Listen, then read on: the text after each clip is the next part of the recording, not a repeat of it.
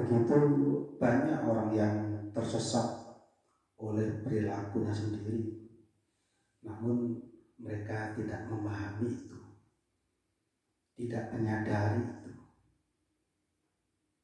Mereka tersesat oleh perilakunya, mereka tersesat oleh pilihannya, tapi tidak sadar bahwa mereka tersesat.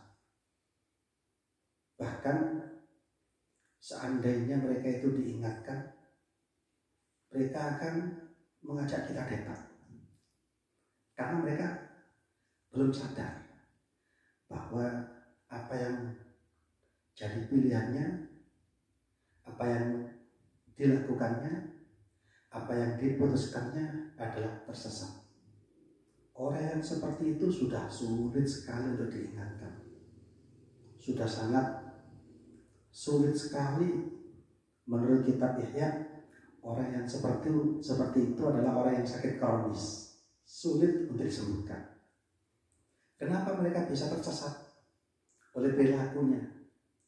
Kenapa mereka bisa tersesat oleh pilihannya sendiri? Karena mereka hanya mengandalkan pikirannya saja.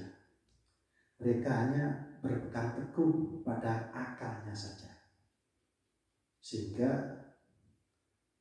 ada kata mutiara yang mengatakan, kalau dalam bahasa Arab mengatakan ba'dul hukama, mengatakan man i'tasama bi'aqlihi dhalla. Barang siapa berpegang teguh dengan pikirannya, barang siapa berpegang teguh dengan akalnya, maka dia pasti tersesat. Maka sepandai apapun akal kita, sepandai apapun pikiran kita, secerdas apapun pikiran kita, logika kita itu jangan dijadikan patokan. Karena hidup itu tidak bisa dilogikakan. Hidup tidak bisa dimatematika. Kalau dalam matematika 1 tambah 1 sama dengan 2 itu pasti, tapi dalam kehidupan nggak bisa. Hidup tidak bisa dilogikakan, karena pada hakikatnya gerak-gerik kita, langkah kita itu digerakkan oleh Allah Subhanahu wa Ta'ala.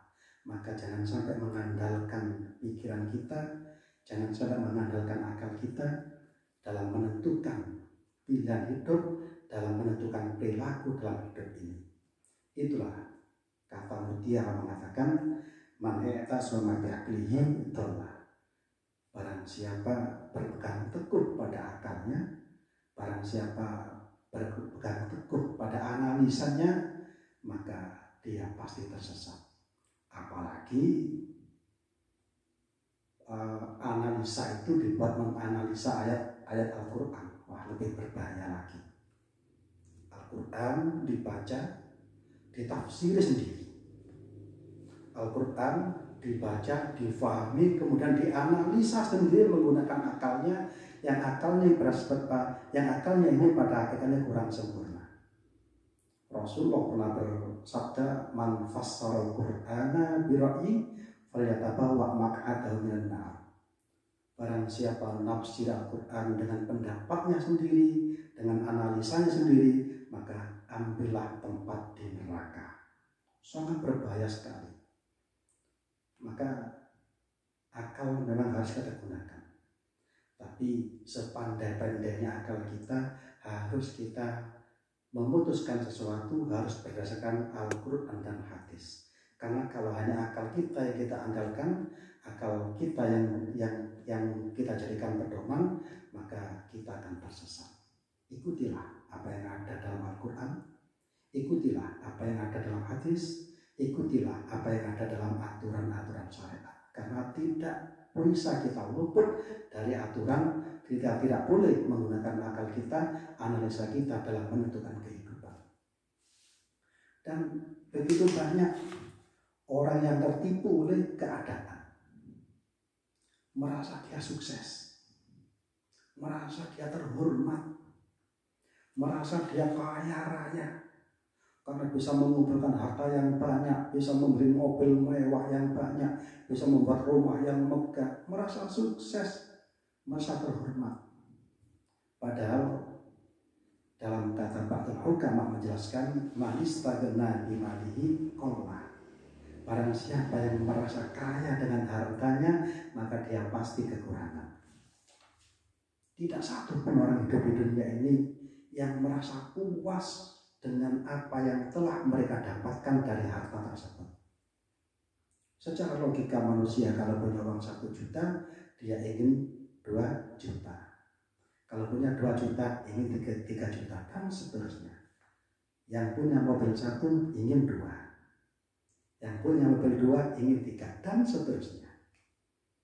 Nah itulah kata Mutiara mengatakan manistagna bimalihi qalla. Barang siapa yang merasa kaya dengan hartanya, maka dia pasti kekurangan. Rasulullah SAW bersabda, al-ghina ghinan nafsi. Kaya itu bukan karena harta, tapi kaya itu adalah kaya hati. Sedikit diterima, disyukuri, maka hidup akan tentram, hati kita akan tentram, jiwa kita akan tenang. Tapi kalau kita hanya harta saja yang menjadi andalan kita, sampai kapanpun hati tidak akan tentram, sampai kapanpun jiwa tidak akan tenang.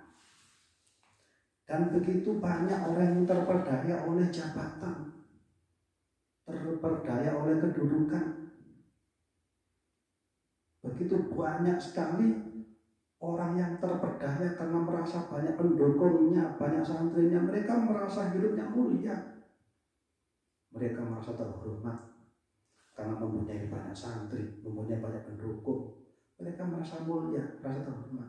Padahal mereka itu tertipu. Mereka itu terperdaya oleh keadaan.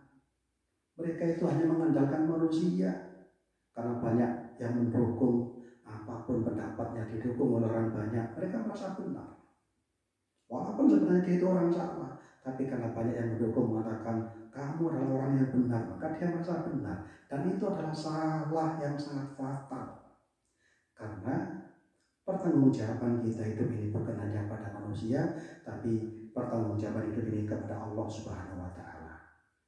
Orang yang salah di mata Allah, walaupun sedunia orang mengatakan benar, dia tetap salah. Orang yang benar di mata Allah, walaupun sedunia mengatakan bahwa dia adalah salah, dia adalah benar, tetap orang itu salah. Orang yang benar menurut Allah, walaupun disalahkan oleh semua manusia, dia tetap benar. Tapi sebaliknya, orang yang salah menurut Allah, walaupun dibenarkan orang sedunia, dia akan tetap salah.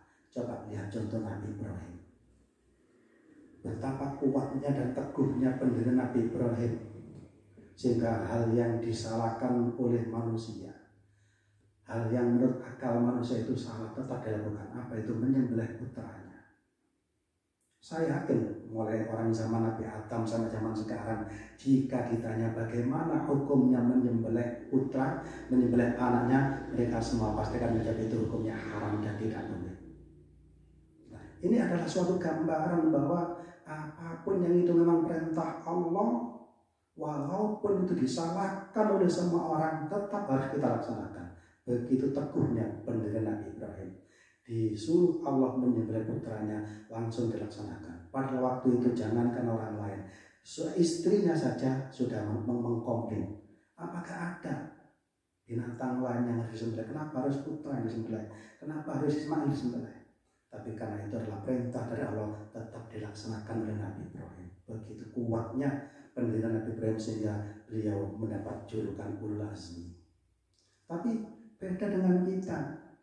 Kalau kita berbuat yang telah diperintah oleh Allah, tapi menurut orang lain itu salah, kita gak akan berani melaksanakan. Kenapa? Karena patokan kita adalah ucapan orang lain. Patokan kita adalah ucapan manusia, bukan kepada Allah Subhanahu wa Ta'ala. Bukan patokan kita kepada perintah Allah, bukan pada aturan syariat, tapi kepada pendapat orang lain. Benar menurut orang lain, maka kita laksanakan. Salah menurut orang lain, maka kita tidak berani melaksanakan. Itulah kesalahan kita. Sehingga Zaman sekarang banyak sekali orang yang terperdaya oleh sebuah jabatan, terperdaya oleh kedudukan, terperdaya oleh kemewahan dunia, terperdaya oleh banyaknya pendukung, terperdaya oleh banyaknya santri. Maka kata mutiara mengatakan man azza bi makhluqin dzallah. Barang siapa yang merasa terhormat, barang siapa yang merasa mulia karena makhluk, maka dia pasti orang yang rendah, maka dia pasti orang yang asor, maka dia pasti